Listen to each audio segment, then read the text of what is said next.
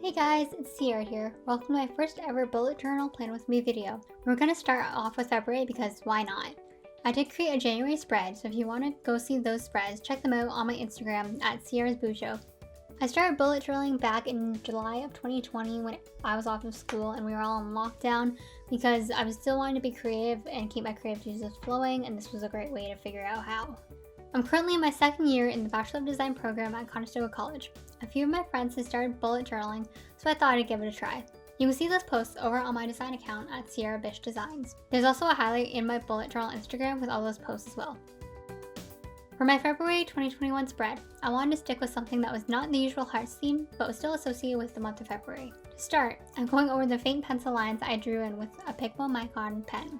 I have these in all size ranges from 005 to 08, and the brush, the 1, 2, and 3, and the other pen styles. I started using these pens a few years ago for other art stuff, but they've really come in handy with bullet journaling. The bullet journal I'm using in this video is from Shop Amanda Rachley. It's a dotted notebook in teal, it's 160 GSM, and is absolutely perfect for what I'm doing. All these pens and highlighters that I'm using in this bullet journal never goes to bleed through. The quality of the paper is also superb and doesn't wreck the highlighters themselves since the tooth of the paper is so smooth. The ink actually absorbs into the paper and doesn't sit on top of the paper like it would in other bullet journals. This helps to prevent any smudging of the colors, but again, the colors don't bleed through or shadow on the other side of the paper, which helps to keep that neat look to the spreads.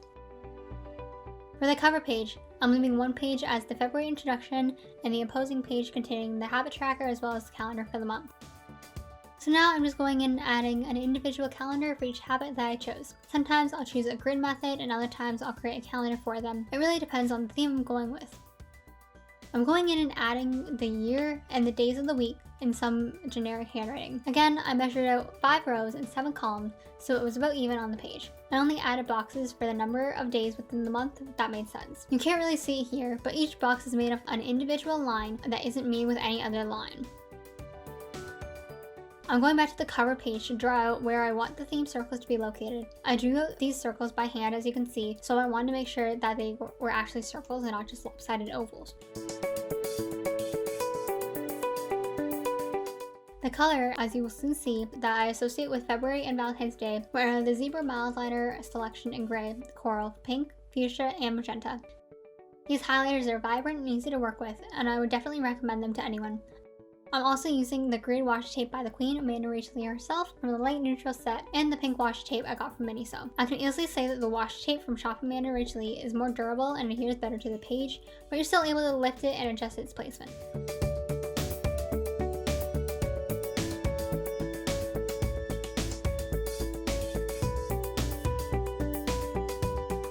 When I'm bullet journaling, I work across different spreads at the same time. I choose to alternate the color of the highlighters to incorporate each color evenly in the spread. I also went and highlighted the habit tracker headers to draw attention to them. And once more, I'm going in and erasing the pencil so I have a small marking of where the circle is supposed to be, but it won't be obvious when looking at the spread itself. As you can see here, I'm coloring in the circles, which was a long and tedious process. I went with circles instead of hearts because it was a simple geometric shape.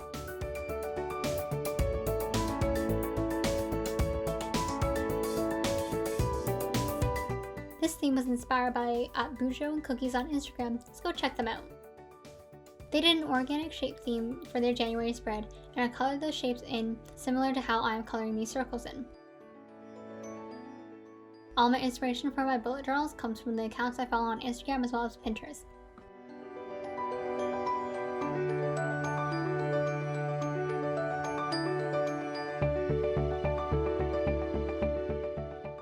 After I finished coloring in the circles, I went in with a micron pen and added black circle outline offset from the original circles themselves.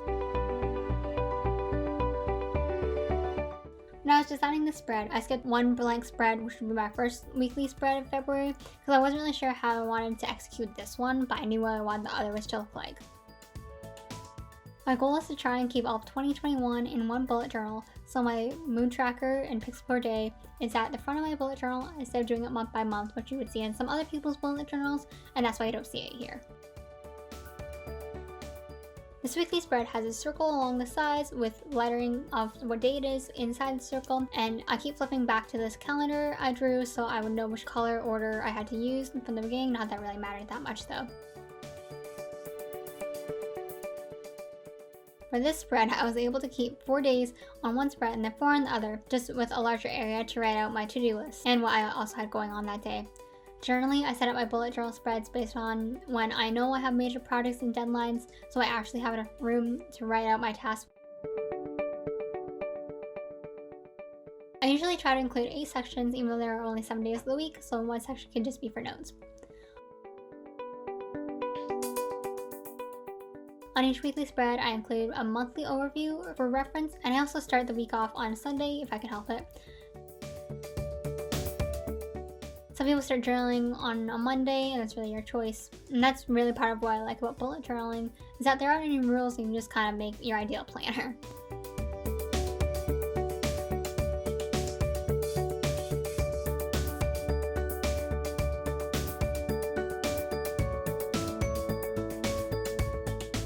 The spread is going to have a cool flip through edge, so I'm going in with my self-healing mat and X-Acto knife to create the border around my circles.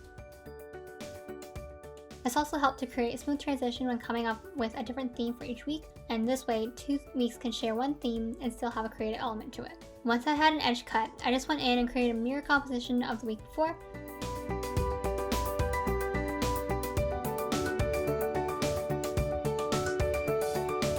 So now I'm going back to my first weekly spread.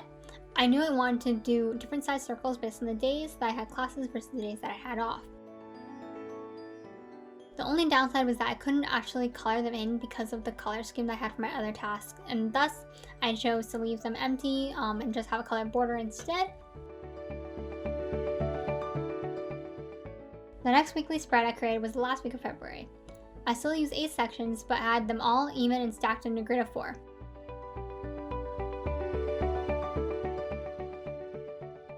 I think it really depends on the person, but for me, a setup like this provides me more room than just a long thin rectangle does.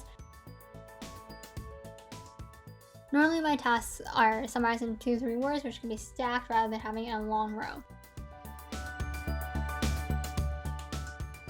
With that done, I'm going in and adding washi tape to each spread. It's probably a right way to use washi tape, but I just use it as a space filler. I know a lot of people use it as actual tape, which makes a lot of sense. When I'm using washi tape, I just like to layer it and use it as a decorative element to the spread. Without any further ado, let's see a flip through of this theme without the overexposed lighting and a more detailed view of the spreads.